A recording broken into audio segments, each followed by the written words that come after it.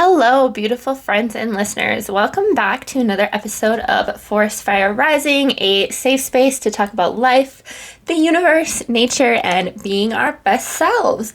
I am Shauna, your host, and I am so grateful to have you back for episode number 14. It is September. I cannot believe it, you guys. Summer just flew the fuck by. I don't even know where it went. I did so much stuff, so much fun stuff, and I hope you guys had a beautiful, wonderful summer as well. Or if you're listening from the southern hemisphere, I hope you had a beautiful winter and that you are so excited for spring to be coming to your area. I always feel so bittersweet about fall. I love fall. I love the coziness and spooky season. I think it's great, but winter comes after, and as much as I have really been working lately on living cyclically, last winter was huge for me. I probably had the best winter ever this last season, trying to really just embrace the slowness and coziness of winter. But usually it is very hard. Usually even right now, as soon as I can't go swimming, in Minnesota, it's 60 degrees today, and the water has cooled off significantly. So we are past swimming time, swimming comfortably anyway. I still do plan on doing some cold plunges in the river, which I would love to do another episode about, or not another, I just talked about it in another episode, I remember, but I would love to do a whole episode about cold plunges and chasing real dopamine. But anyway, as I was saying, as soon as we're not able to go swimming anymore here, I am start to get pretty bummed. But I love fall. I'm so excited to go apple picking. I'm so excited to go on fall hikes and see the fall colors. But it's just so bittersweet for me. So I hope that you guys are all practicing self-care and really flowing with the seasons and being grateful for the summer that we had and the season that's coming up. Fall is all about gratitude, but that is not what this episode is about today. This episode today is about one of my favorite topics, one of the most important things I think you can do for yourself, and that is inner child healing. So I am really just going to get into it, jump right into the episode. I was at a festival about a month ago, 3 weeks ago maybe. I was vending, and it was a festival I had never heard of. I just got an ad on Facebook, and I was like, I guess my craft would probably do well here. It looked really similar to other events that I have done, and this festival was different because it had so many families and kids. I have been to festivals with kids before, but never so many of them. I would say most of the festivals I go to, or I guess all the other festivals, no, not all of them, most, 2/3 of the festivals I went to this summer were 18 plus, so no kids at all, and one of them had some kids, but this one, so many families, so many kids, and if you've ever been to a festival, you know how good the vibes are, how everybody is so free, and it's so beautiful. And seeing all these families and kids just embracing this funness just inspired me so deeply to do this episode. As somebody that was there without kids, I don't have kids, I was just in awe watching all these children run around, watching them have so much fun, and watching them connect with the music, connect with each other. I was watching, I remember being a kid and making friends so easily because you're just not afraid of other people the way that adults might be afraid of being judged. And watching these kids just connect so freely and run around being themselves, I was just so inspired to do this episode. This festival had so many families, and it was so cute. These kids were running around and they were finding rocks and then coming up to all the vendors and asking for trades. So I let a bunch of kids go and they found me cool rocks, or other stuff they got from other vendors, and I let them trade for a sticker or a little ring from my shop, and I ended up with a huge pile of goodies. And that was just super inner child healing for me too, to like have these parents be so like okay with their kids like having fun like this, and getting, a lot of times I'm at like markets, if I do non-festival markets, if I just do like art markets, so many times kids will be like, can I have a sticker, can I have that, and like 95% or like even close to 100, I bet the parent will just be like, no. And sometimes, like, if a kid really looks at something, I'll just give it to them, depending on, like, if it's, like, just a sticker or a little ring that's, like, a $5 or less item, because I just like to do that, and it makes the kids so happy. And just seeing these parents be like, oh, yeah, trade, whatever. Like, some of them did come up and they're like, you're sure this is okay? And I was like, hell yeah. I love this. This is so cute. But I got so many rocks and some little trinkets. I got, I don't know, just cool stuff. And this festival was so cool. It had like this is definitely a family festival. It was at a farm, and this farm had like homemade playground equipment, or like, not like homemade in a sketchy way, but like homemade in like a fun way. Like there was like a zip line, and I went on it, and it was so fun. And the kids were just running around going on it. There was a tunnel that they called the troll tunnel, and that was so fun too. And it was fun at one point. My vending neighbor, who I made super good friends with, she had her 2 kids there, and they wanted to go to the tunnel, and she was like, I don't think I can fit in the tunnel.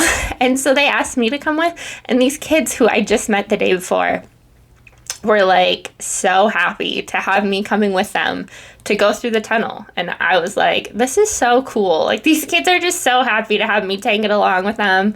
They're just so happy to be here. They're not thinking about anything else. They are happy. They are free. They are playful.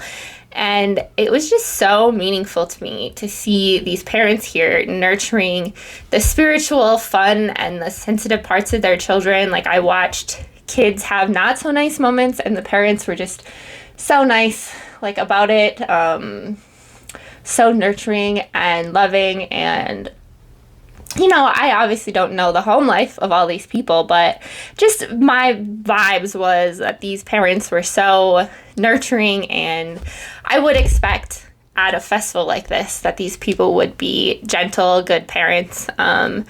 And that's just something I never experienced as a child. So, I mean, my parents weren't bad. They weren't perfect, but I wouldn't call them bad per se. But anyway, just seeing these kids being allowed to be themselves, it inspired me so much to do this episode. And I want to talk about it. I think inner child healing is so important. It can benefit all of us. And yeah, let's talk about it. So let's start with our Oracle poll. Today I picked the most playful deck in my collection. I don't think I've used it on the podcast before, but it is called The Field Guide to Garden Dragons. Artwork by Stanley Morrison, written by Arwen Lynch. It is a cute little oracle deck that has garden dragons, and the dragons are fruits and vegetables.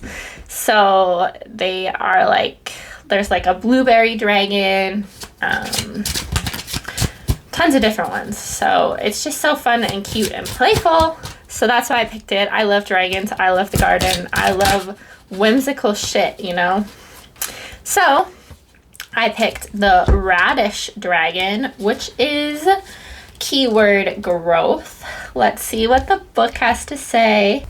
So it's like a dragon that looks like a radish, or a that has radish features. It's so cute. So let's see. The delicate green leaf-like tendrils are repeated on the wings of the cherry red color being offset by the green and white. Some researchers jokingly call this a holiday beast since it's so festive. So like the dragon is like red and green.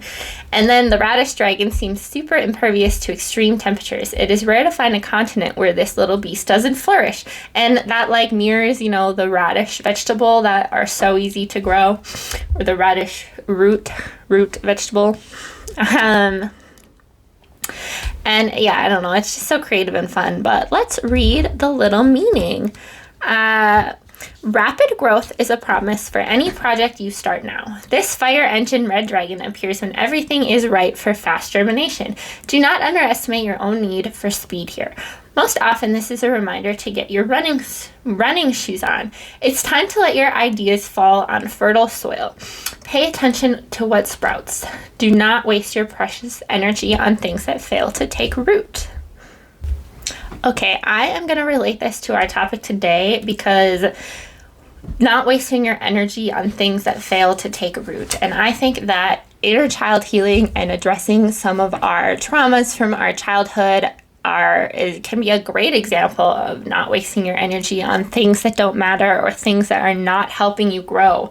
So the radish dragon growth, inner child healing is also like a huge growth step. It can help you grow so much. It can help with your relationships and your career and just your overall mental health and well-being. And I think growth is just a really good word for this. So that is how I'm going to relate it to this episode. But yeah, definitely check out this deck. It's so cute. So cute. But okay, let's get into it. So obviously we all start out as children, and children learn by experience and playing. That is the main way they learn. They love to, play with their senses. They try new things. They try silly things that might not work, and that's how they learn. And it's just super magical to watch or remember. And they're just always excited, and they're always trying to experience the most joy that they can. Like, they don't care what other people think. They don't care, like, nothing bad has happened to them yet. And they are just so happy, and they are just trying to do what feels good to them. They do what feels good. It doesn't matter. Society hasn't told them the rules yet. So it doesn't matter. And they're just always learning. They're always experiencing. And if adults want to be able to grow and change in the world we live in, if they want to experience joy and wonder, if they want to heal, then connecting to your inner child is key. Absolutely key.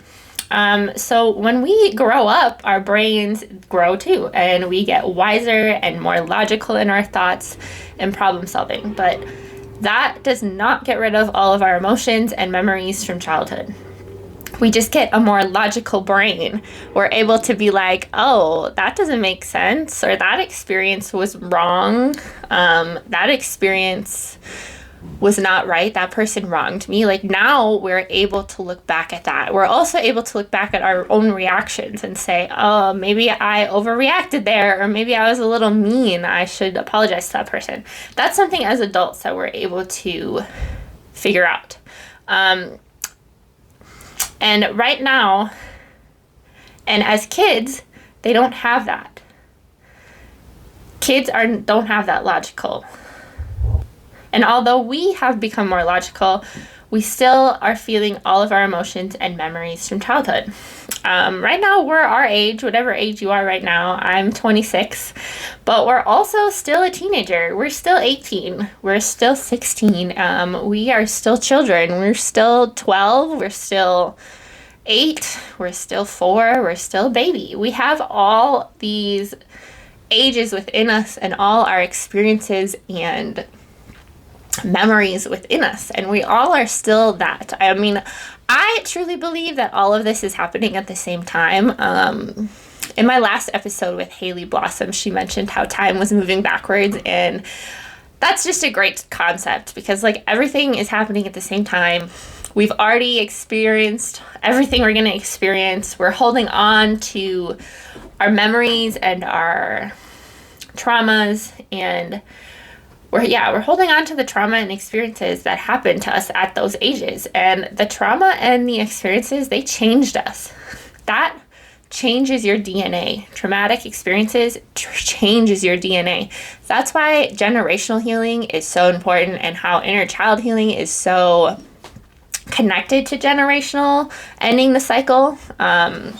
Because when we are traumatized and we learn bad coping skills, when we become reactive for the wrong reasons, that translates and goes into future generations. And when you are having your fight or flight triggered as a child, it gets into your DNA that is how you react to things. You freak out, you get scared, you yell, or whatever. That literally gets into your DNA, and then you pass that same DNA on to your future children. So if we don't address these issues, they resurface in adulthood and they continue to our future generations. So inner child healing and ending the cycle, so connected. And yeah, we just still have all those in us. And reconnecting with your inner child can bring up a lot of negative emotions, and you might have to face difficult memories. Like for me, connecting with my inner child brings up feelings of not being seen, not being heard. It brings up a lot of feelings of shame for expressing my sensitivity, shame for crying. Like, I am so uncomfortable as an adult when I start to feel a certain way, or if I start to cry in front of people or show my emotions. So uncomfortable. And that's because when I was a kid, people made me feel bad for crying and for showing my emotions, and people made me feel like I shouldn't stand up for being wronged because people in my life were not able to take accountability. And so I was punished or ashamed for speaking out about things that made me uncomfortable or things that I thought were not. And for me, inner child healing brings up like memories of specific instances, specific fights, specific memories where I was, really scared or being unable to put my happiness before other people's, and just, being in that vulnerable childlike state. So sometimes that can be really uncomfortable for people. And some people have happier, more secure childhoods. They're going to have an easier time connecting with that part of themselves because that part of themselves has not been overshadowed by negativity. So some of us who have endured a harder childhood with things like emotional or physical abuse or neglect, divorce, poverty, or other trauma have a harder time connecting with their inner child, because at the same time when all that happened, we did not have the capacity to heal. And unless you were lucky, many of us were not, I was not, to have safe adults around us who helped us process things in healthy ways, we were never able to process or heal from all of that. And then on top of that, a lot of us probably coped in unhealthy ways like self-harm, drugs, unhealthy relationships, and this causes even more issues. Connecting with your inner child is just all about having the self-love to heal that part of yourself and to go back to that place within you and show little you that someone is there for you and that you are there for you, and also just showing yourself the self-love that you deserve, and being able to make your life more joyful. Like for me, I want to be able to show my emotions so that I can be vulnerable with my partners and my friends. I want to show my emotions to be able to feel them so that I can move on from them and I don't have a rock sitting in my stomach all day. Like, I want to love myself, or I do love myself to want to change that, enough to want to change that. And that's just why it's so important, because it makes your everyday life just so much more joyful, and it makes your relationships better, and overall, highly recommend inner child work. Inner child work might be for you if you are a people pleaser, if you were taught to put other people's happiness before your own, if you often feel like a victim, if you have a hard time taking accountability, if you often struggle to set boundaries in relationships or jobs or with yourself, even if you're unable to put yourself first, or if you find yourself unable to let go of past experiences, inner child work can really help you out with that. Or if you are just constantly on guard, if you're constantly anxious because you have been programmed to be, inner child work might be for you. And you might be constantly on guard to protect yourself from getting hurt. So if you're looking back at your childhood and going, well, that happened, but it's fine, you might be avoiding the topic because it isn't fine. If you haven't really processed that and healed from it, you are showing some sort of disconnect. So that's why I would recommend inner child healing. I was in that state for a long time, like, let's say, I don't know, until like the past like 3 years maybe. Like, I would say I more recently in the last couple years finally came out of like constant fight or flight, where I'm constantly, you know, just on edge and able to slow down and able to accept my mistakes and not, you know, beat myself up for them. And so kids act out their dreams and thoughts and emotions through play and creativity. Kids are so fun, they're so imaginative, and kids, that's how they process their emotions. They do that with their actions. And, you know, usually it's good, playful actions, but, you know, not always, depending on the kid. And before kids are exposed to society and before they start going to school, they're free. They're free to do what they want and express themselves in this way. And this line between childhood and adulthood is not age, it's not wisdom, not education. It's playfulness and authenticity. How often do you play? How often do you let yourself be silly and feel joy? How often are you able to be fully yourself without being what other people think? Healing our inner child just really helps us heal our old and deep pains, and it lets us be playful again. It lets us be the way we were before bad things happened to us, and it brings us to a path that allows us to choose joy. And for me, that was choosing my health. That was choosing realistic goals. It was not putting too much pressure on myself to be perfect all the time or just do what I was supposed to do, because that's the way that life was easier for me as a child. Just doing what I was supposed to do, just getting the day over with, just showing up. That's how I processed every day. I just went through the day doing what I was supposed to do because that was the easiest for me. That kept people off my back. That was the way that I was able to, I don't know, kind of isolate myself so that people didn't pay attention to me because they didn't have to worry about me. But now I have realized how important it is to be playful, to do what I want to do, and choose that path of joy, no matter what other people think about it. So what is inner child work? Picture yourself at 6 years old and you just drew a super cool picture that you can't wait to show your mom and dad. You run up to them and they are less than enthused that you interrupted their work or their TV show, and they made you feel like a bother for something you were really proud of.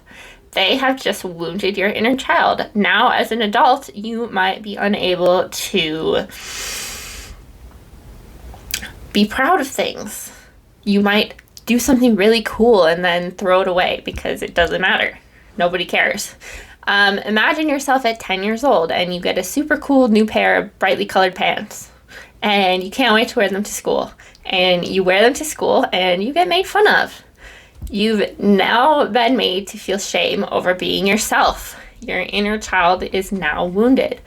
Imagine you're 15 years old and you just want to feel heard and seen by your caregivers, but they never have time to truly listen to you and they can't apologize for being in the wrong. You suddenly start walking on eggshells to not upset them or cause drama. You stop speaking out about wrongs and your inner teenager is wounded. And these instances can come out in many different ways. They can be examples such as freaking out when your partner doesn't text back right away because you might be afraid of abandonment. This causes you so much unnecessary anxiety, even though you know your logical adult mind knows that like they're just working or they don't have to text back right away all the time. But your inner child just gets worried that it's because they don't like you. Or if your partner gets stuck at work and is missing date night. And even though your logical adult mind knows that it isn't their fault and that they would rather be with you, you still find yourself getting angry. And this is because you think about your parents canceling plans, not hanging out with you as a kid, and you get angry. Your brain connects this experience with that experience, and it's all about recognizing that. That's the first step, is recognizing that and then changing that reaction so that you don't feel angry, you don't feel anxiety. It can come out as being unable to make decisions because you grew up in a super controlling environment. You always had people telling you that, no, you can't do that, or they told you what to do instead of letting you choose for yourself. They kept you in. They did not push you to learn new things. They didn't allow you to make mistakes. So, or maybe if you grew up in like a religious household where you constantly were feeling shame for everything, and now you're just so unable to make decisions. You question everything you do. You can't confidently do anything. You're unable to trust yourself. So inner child can really give you feelings of autonomy, or inner child work can really give you feelings of autonomy and confidence. It can help you know that you can be trusted. You know what you're doing. Or not telling your partner something is bothering you because every time you spoke up as a child about your feelings, you were dismissed or shut down. This is a big one for me. I already talked about overall just being unable to let myself feel emotions because of constantly being shut down as a vulnerable little child. Big one for me. And when we reconnect with the parts of ourselves that were not tended to as children, we can try to change some of these habits to have healthier relationships with ourselves and other people and be able to grow into our full potential. So, how to begin? The first step is acknowledging your inner child. Knowing your inner child is there, knowing your inner child is activated, and if you're listening to this podcast, I hope that you've been able to realize that your inner child is within you and your inner child deserves love and self-care. I think that if you're here, you probably are acknowledging your inner child, and you might not be able to know that your inner child was activated until after the fact. So like all those scenarios that I just talked about, you might not realize in the moment that that's what's happening. You're not realizing that you're having an emotional reaction based on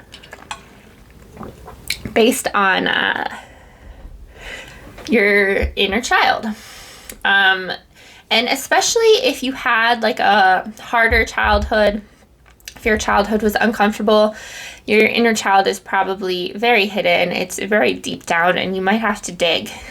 And it's uncomfortable and it sucks, but so worth it. And it's because a lot of us, when we were taught to hide our emotions and not speak up and become small, we were taught to hide these parts of us. We're taught that these parts of us shouldn't be shown. They don't matter.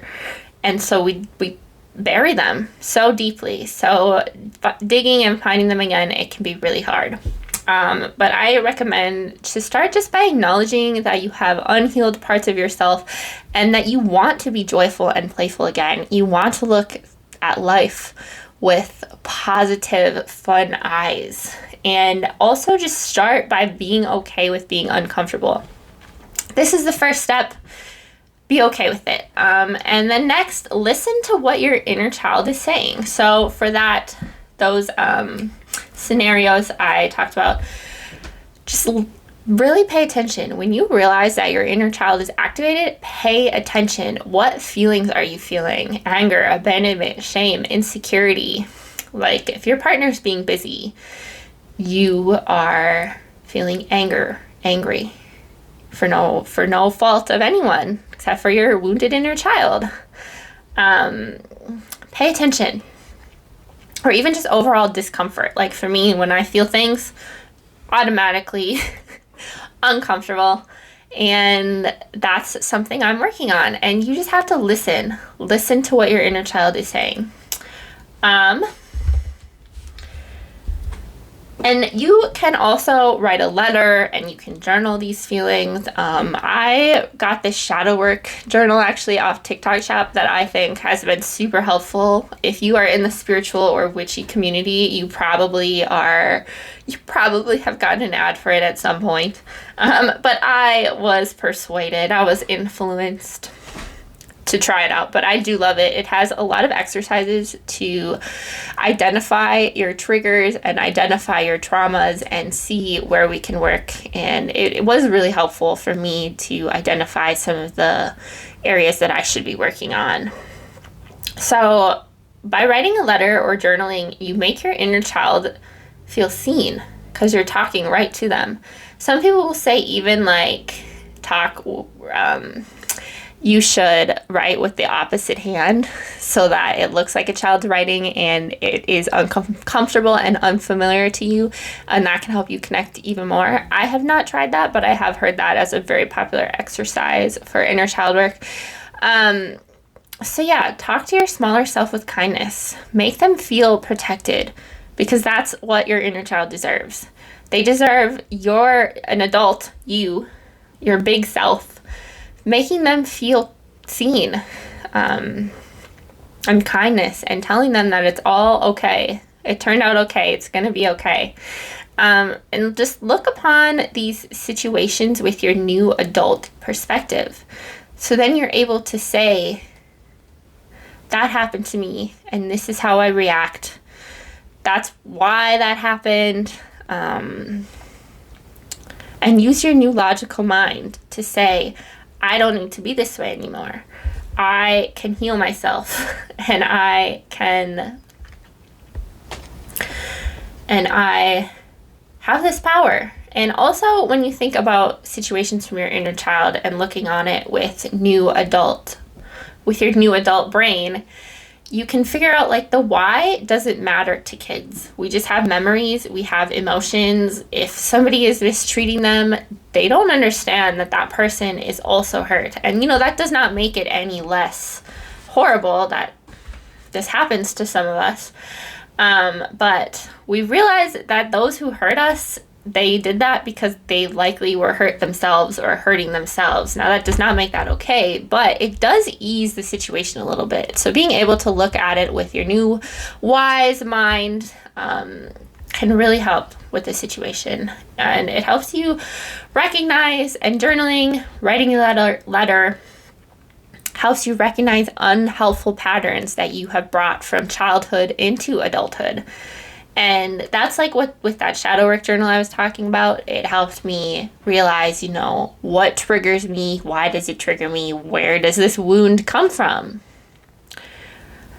And it has been very helpful. And then, obviously, if you have the means to go to therapy, that would be like the journal, but you have a professional that's able to bounce back and forth with you, somebody that is trained in all of these traumas and situations.